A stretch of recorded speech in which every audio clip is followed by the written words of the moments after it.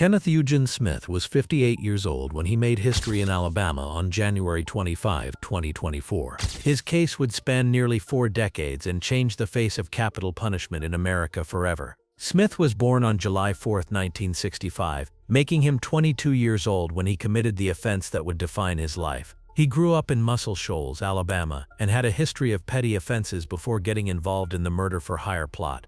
He was not a stranger to trouble, but nothing in his background suggested he would agree to take someone's life for money. In March 1988, Reverend Charles Sennett Surmerd was the pastor of the West Side Church of Christ in Sheffield, Alabama. He preached about morality and righteousness every Sunday, but behind his holy facade, Sennett was drowning in debt and having an extramarital affair with a church member. He had taken out multiple insurance policies on his wife Elizabeth Sennett, totaling over $200,000. Sennett was desperate and decided the only way out of his problems was to have her unalived. Elizabeth Sennett was a devoted wife and mother who had no idea her husband was planning her death. She was 45 years old and worked as a secretary. Her friends described her as kind and generous, always willing to help others. She trusted her husband completely and never suspected the evil he was planning behind her back. Sennett reached out to one of his tenants, Billy Gray Williams, who lived in a trailer on church property. Williams was a known troublemaker who had connections to the criminal underworld. Sennett offered Williams money to find someone to cause his wife's death.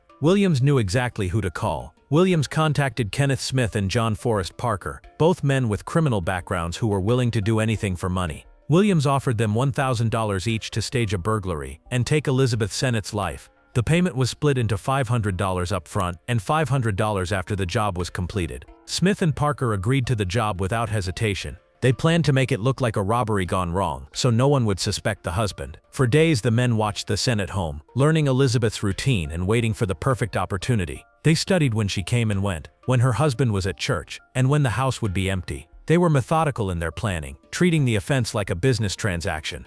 On March 18, 1988, Smith and Parker broke into the Sennett home in Colbert County, Alabama, through a back door. Elizabeth Sennett was 45 years old and alone in her house, watching television in the living room. She had no idea her own husband had paid to have her unalived. When she saw the two men, she probably thought it was a random burglary. She had no way of knowing this was a planned hit on her life. The two men attacked her brutally and without mercy. They stabbed Elizabeth multiple times with a knife and beat her with a fireplace tool and lamp. She screamed and struggled, but no one could hear her cries for help. The assault continued for several minutes as Elizabeth slowly bled to death on her own living room floor. Elizabeth suffered numerous stab wounds to her chest and back. The coroner later determined she had been stabbed at least 10 times. She also had severe head trauma from being beaten with the fireplace tools. The scene was horrific, with blood splattered throughout the living room. Elizabeth passed away from her injuries, becoming another person affected by greed and betrayal. To make it look like a robbery, Smith and Parker ransacked the house and stole some jewelry and cash.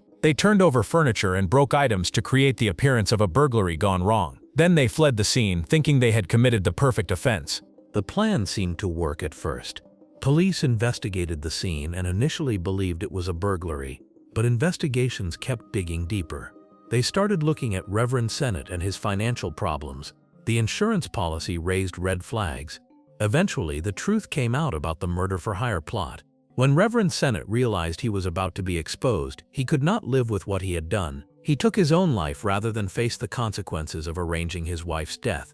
But his death did not end the case. Police had enough evidence to arrest Williams, Smith, and Parker for their roles in Elizabeth Sennett's death. Billy Gray Williams was convicted first. He received life in a correctional facility for his role as the middleman in the murder-for-hire plot.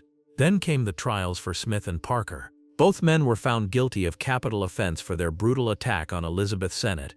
John Forrest Parker was sentenced to death in 1989 for his role in the offense. He was executed by lethal injection at Holman Correctional Facility in Atmore, Alabama on June 10, 2010. He became the second person executed in Alabama that year. Kenneth Smith's case was more complicated. He was first tried in 1989 and sentenced to death, but his conviction was overturned on appeal. He was tried again in 1996 and found guilty once more. This time the jury recommended life in a correctional facility by a vote of 11-1. But the judge overrode the jury's recommendation and sentenced Smith to death anyway. This judicial override was legal in Alabama at the time. Smith spent over 30 years on capital punishment row fighting his conviction and sentence. He filed numerous appeals claiming his trial was unfair and that he deserved life instead of death. His lawyers argued that the judge should not have overridden the jury's recommendation for life.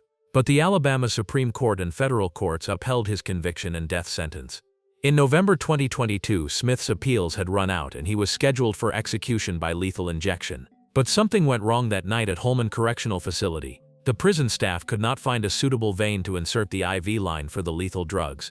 They tried for hours to establish an IV access but failed. The execution was called off and Smith was returned to his cell. Alabama officials were embarrassed by the botched execution. They scheduled a new execution date for Smith on January 25, 2024. But this time they planned to use a different method.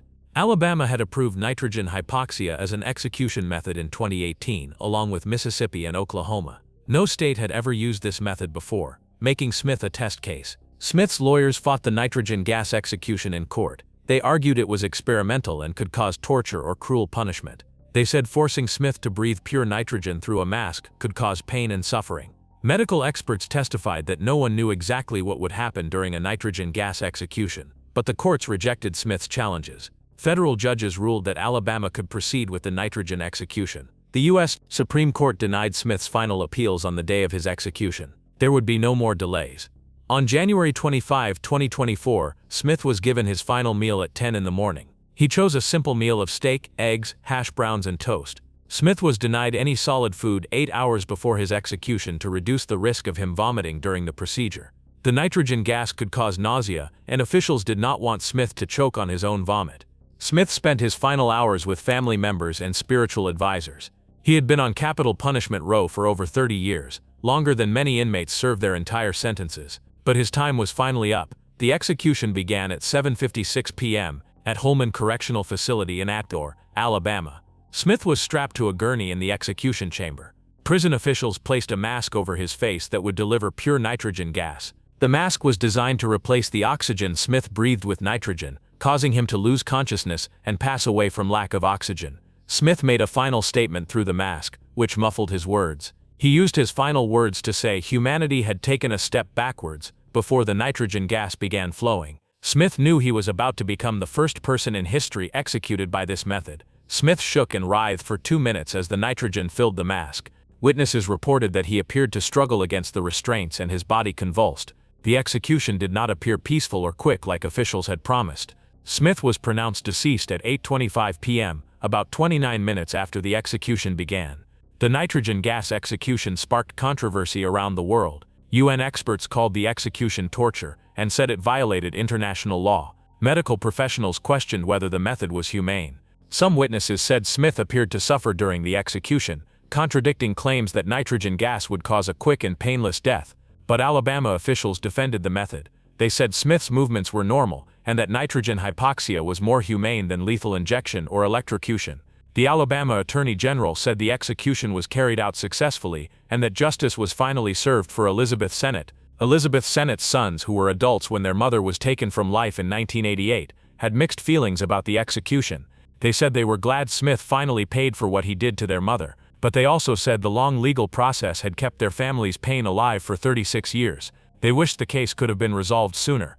Kenneth Smith's execution marked a new chapter in capital punishment in America. He became the first person to be executed by nitrogen hypoxia, and other states are now considering adopting this method. Alabama, Mississippi, and Oklahoma have all approved nitrogen gas for executions as they struggle with shortages of lethal injection drugs. The case also highlighted the long delays in the capital punishment system. Smith spent over 30 years on capital punishment row, costing taxpayers millions of dollars in housing and legal costs. His case went through dozens of appeals and court hearings before his execution was finally carried out. Smith's story serves as a reminder that choices have consequences. He agreed to take an innocent woman's life for $1,000 in 1988. That choice led to 36 years in a correctional facility, and ultimately cost him his own life. Elizabeth Sennett's family never got their mother and wife back, and Smith paid the ultimate price for his role in her death.